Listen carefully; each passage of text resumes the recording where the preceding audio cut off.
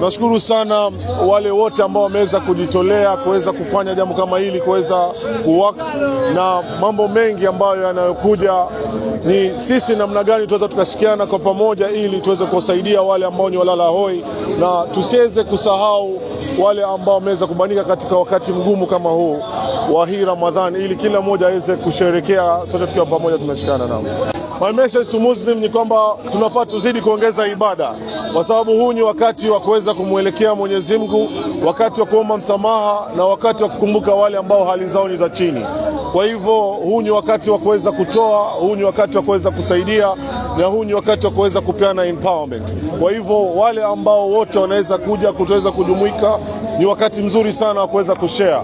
Uislamu ni dini ya amani, Uislamu ni dini ambayo inaweka mbele sana kujumuika pamoja na kuweza kuishi kwa amani. Mombasa tumeona kwamba tumekuwa na amani kwa huu muda wa Ramadhan, na tunaweza vitengo vya usalama ambavyo kwamba vimeweza kujitokeza kuhakikisha kwamba hali ya usalama hapa Mombasa imeweza kuimarika. Tunakaribisha watu wote kutoka Kenya nzima kuja hapa Mombasa kuhakikisha kwamba wamepata experience ile ambayo imeweza kujiboresha hapa Mombasa County.